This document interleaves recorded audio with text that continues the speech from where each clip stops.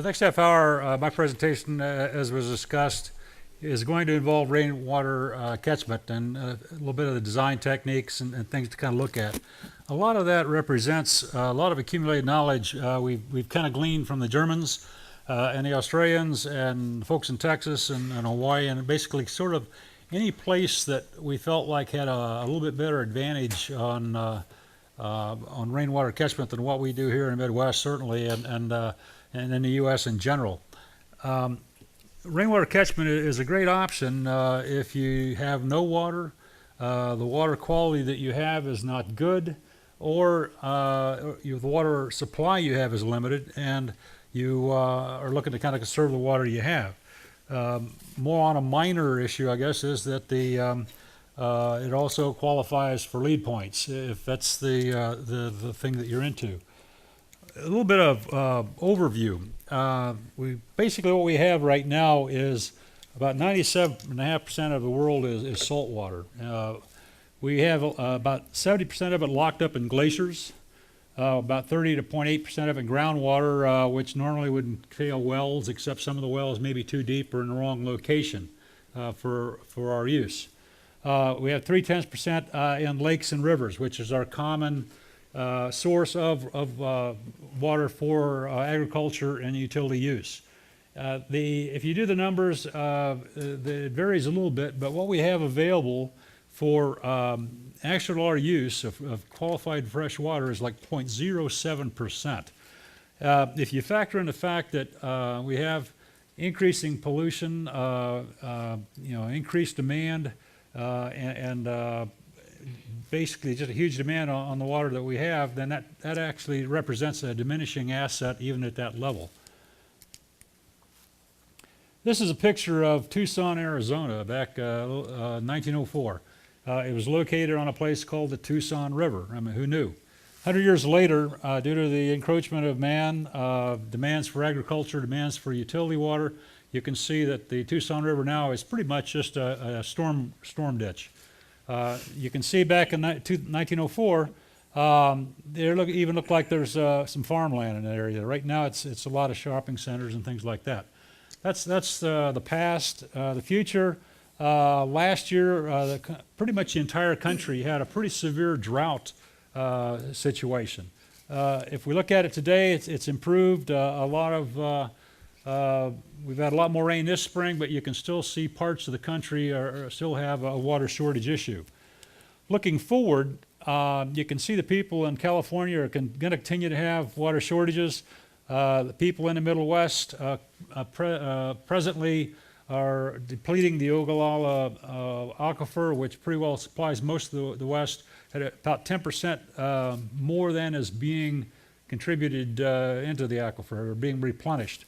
Around the Midwest, it looks like on the face of it that we're in pretty good shape, but looking down the road, but then that doesn't really speak to the water quality issues. As we keep polluting the rivers and with our chemical waste and what have you, that likewise is going to be, as far as a quality issue, will become a diminishing asset as well. Worldwide, this is what we have about 10 years ago, and moving forward, you can see parts of the UN basically is predicting that 2/3 of the world will be in a water scarcity situation, and parts of that will end up being in an area that may not have enough water to sustain life. How the water is allocated, you can see in China that a lot of the developing nations, the primary use is for agriculture. In developed countries, U.S., France, Germany, a large part of that is for industrial use. And it begs the question then, how much of that really needs to be potable water, utility grade water, as opposed to, say, recycled water, and specifically in this case, rainwater use. So let's talk about rainwater. I mean, all water, even whether it's utilities water or what have you, starts out as rainwater. If a utility situation, it kind of falls to the ground. It picks up a little sediment from the soil, goes into the rivers where it picks up a little bit of microbial action. You may pick up some runoff from the sodium chloride from winter de-icing.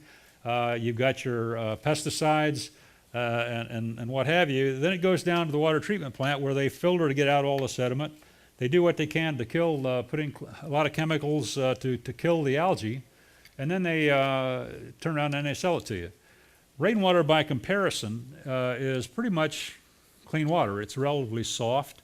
If you use it, a bar of soap's going to last you a long time. If you're using detergents, you're going to use less detergents, because, which will basically contaminate the environment a lot less as you have water go downstream. So how to begin? Rainwater catchment system, since we're talking engineering, is obviously a math problem. We have 4 variables.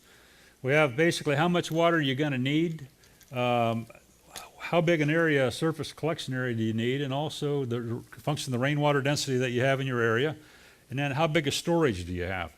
It's kind of an iterative process. I mean, you got to give and a take, because in a lot of places, the issue is that in the case of some of the work we did down in the Virgin Islands, the rainy season isn't necessarily tourist season. So you've got to basically allow for the fact that you're going to have a lot of rain when you don't really need it. And that's pretty typical throughout the world. You're going to have droughts, you're going to have monsoons and this kind of thing where you'll get, at some point you may have more water than you need, or it may occur where the need is not there in place. So how to begin? First thing we want to do is determine what are we going to use for it. We have outdoor usage, watering the garden, watering livestock, certainly a critical need in certain parts of the world. The water quality isn't quite as important as it would be for potable use. If you have an industrial process, I think the first question you should be asking yourself, is it a potable need, or can we get by with non-potable? Are we going to flush johns, or we're going to make up the swimming pools, make up cooling towers? All of that water does not need to be municipal grade water. For personal consumption, the quality level is raised a little bit. On the average, you're going to find that about 25 to 40 gallons per day per person, times the drought factor. And the drought factor is kind of a safety factor, and that depends on a lot of things. Your variations in your rainwater density. It also depends on what are your alternates. If you have, you're using rainwater to supplement your system, you do have a certain amount of government water available, utility water, or you can get it delivered, then you can basically trim that safety factor down. If that's your sole source, then you basically need to kind of ramp your design up a little bit to accommodate the fact that your water, that's your only source, therefore you have a little bit more safety factor involved. How to start? First thing we do to quantify our demand is we get a spreadsheet, and we have up ahead of us here just kind of an example. Figure the flow rates of your fixtures, the usage, how many hours a day or minutes a day, and then that basically extrapolates out to a use per person. And then times the number of persons. The AWWA people say it's 2.2 occupants per residence, and that probably works in a group situation like an apartment complex and that sort of thing. If you're working, this tends to be sort of the worst case situation in a residence. If you're talking in an office situation, then it's a little bit simpler problem, and you're talking, as somebody pointed out, flushing your johns, hand washing, and washing out a coffee cup now and then. So that becomes kind of a lesser issue. You can see even in residence, the percentage-wise, how much water we use for each facet of a classic residence.